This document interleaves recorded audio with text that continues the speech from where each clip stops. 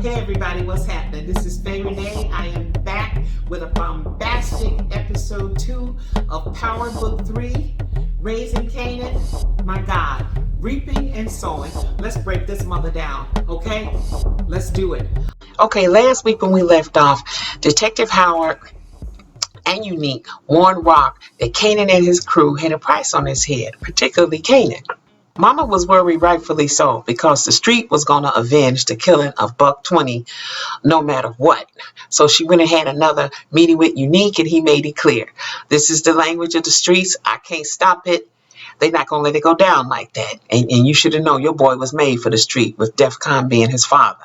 She walked away, gave him a nod. She really understood what was going on. But we didn't understand. Okay, so after a few days off for the killing and stuff, Kanan returns to school and he think he's gonna hit up Davina and finds out Davina's in a big ass fight. She fights some chick over dead Buck 20 because they fighting over who was with him and who loved him, all that stupid stuff because they're only 15, 16. But Davina is heartbroken over this. But Kanan is eyeing her from a distance like he think he gonna get with her because now Buck 20 is out of the way. Crazy. Okay, so Rock came up with this big plan. She's sitting up having a meeting with her crazy brother Marvin and her right-hand man Lulu. And she says, you know what, Marvin, from now on, you pick Kanan up from school and take him straight to the stash house because I want him out of sight until the street stuff clears up. And he understands, and he starts to do that. Kanan is still very naive. One day soon, after being at the stash house for about 3 days, he realized he's just being babysat. So he confronts his mother. She said, that's all part of the game. That's how I learned. So just sit your ass down and be cool. Till the streets cool off. And he's like, okay. Okay, so here's where all the juicy stuff goes down. It was a hell of a day. Jukebox decides to go shopping with her new best friend, the little white girl, Nicole. And Nicole decides to buy her outfit. Well, anyway, Jukebox falls straight in love with Nicole. And she goes home, dancing all the way, I guess, thinking about the girl. Meanwhile, Momma Raq decides she wants to go on another date with Symphony. She wants to try to get that thing going with her new guy. So she tells Kanan, stay her ass in the house. Here's a tape of New Jack City. Watch this. Call your best friend up, D-Wiz, and check it out. He said, okay, Mom, I can do that. You know, that sounded cool. So she went on out looking tough. She went to meet Symphony. They was having a nice date. So D-Wiz was on his way over there.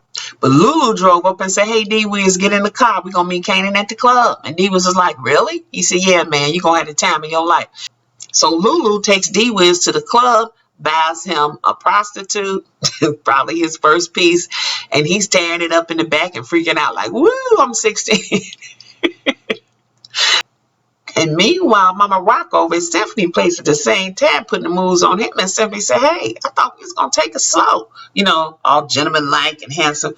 Rock took her clothes off and she said, fuck that noise. She is so ghetto fabulous to the max. It can't be stopped. So now we got Rock getting it on with Symphony, we got D-Wiz getting it on with the pro, and we got cute little Jukebox at home singing her ass off thinking about her new white girlfriend Nicole. And she is jamming. She's singing Whitney Houston's You Give Good Love, and she tore it up. And I got to tell you, the writing and the symmetry of these three love stories at the same time was brilliant. You go, Power.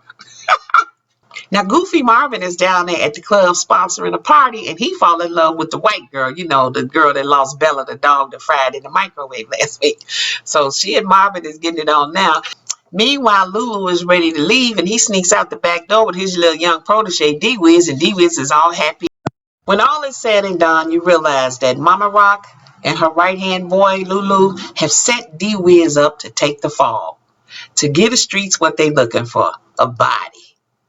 You know, for Buck 50's death. Lulu takes D-Wiz outside of the club. They going home and they take a pee on the side of the building. And Lulu had the nerve to have tears in his eyes. I think he was sincere, but the street's cold as he blew D-Wiz's brains out.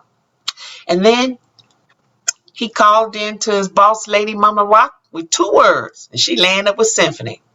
Home run. Cold-blooded.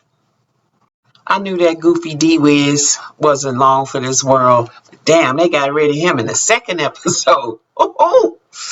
And you know, the last thing that 50 Cent said in a monologue that was profound is out here in these streets, we don't know that shit is over until it comes full circle. And that's exactly what happened. Then they know the shit is over. Goodbye, B-Wiz. Rest easy. Power, power, power. I love you, power. Hey, hey. I still say mama gonna knock you out. Don't miss episode 3 next week.